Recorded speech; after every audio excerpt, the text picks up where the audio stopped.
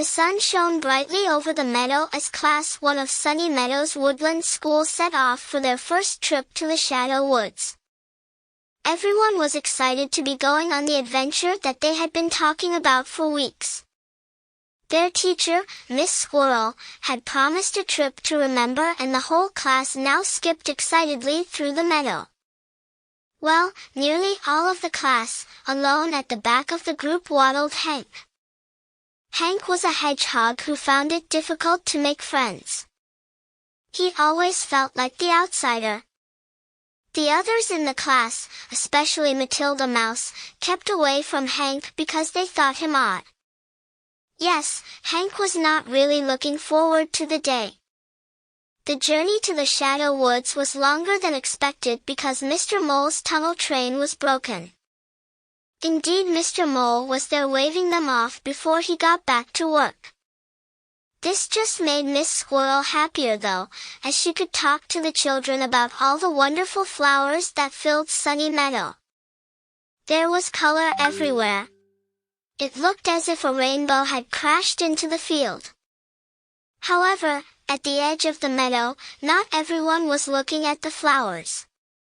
Soon though, the Shadow Woods were upon them, and something that looked small from far away suddenly grew very large before them.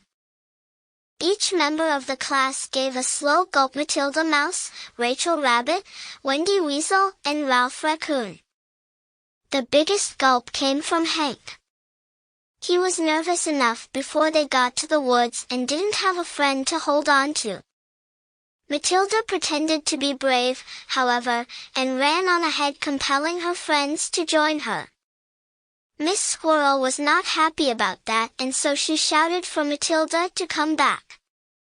Then off she chased after her. Soon the whole class followed, and before they knew it, they were right in the middle of the woods. Now instead of bright sunshine, only shadows scattered before them. The class stopped, their little mouths open in awe and wonder. Miss Squirrel was still chasing Matilda though, and did not notice that she had left the little ones behind. Rachel Rabbit, Wendy Weasel, and Ralph Raccoon all held pause as they looked around them. 3 very small friends, and Hank. The only noise now in the woods was silence. Suddenly, everyone got a fright as behind them Matilda Mouse jumped from behind a berry bush and shouted, "B-O-O," as loudly as she could. After they all had stopped shaking, her friends laughed, all except Hank. "Silly Hank," said Matilda. "You are just no fun." However, before Hank could reply, another noise made everyone turn around.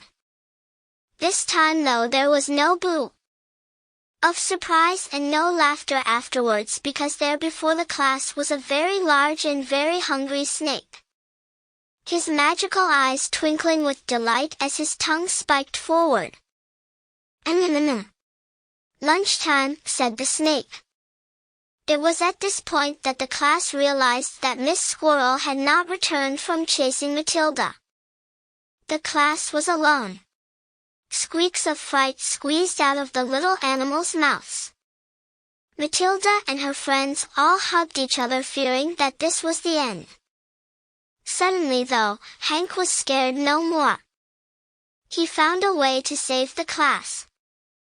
He knew just what he had to do.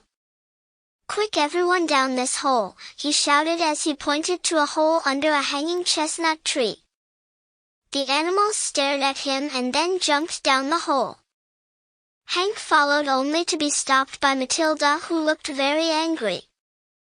"Hank, we are trapped now, you foolish hog."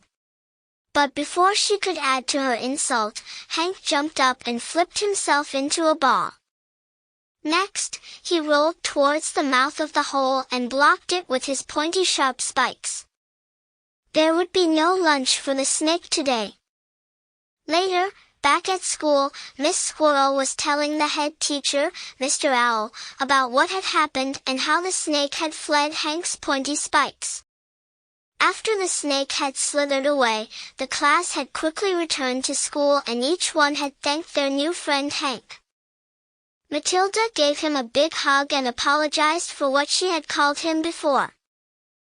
Hank was not odd, he was a hero and her new best friend. Hank, who was still unused to lots of attention, turned pink and popped into a ball as all his new friends cheered him.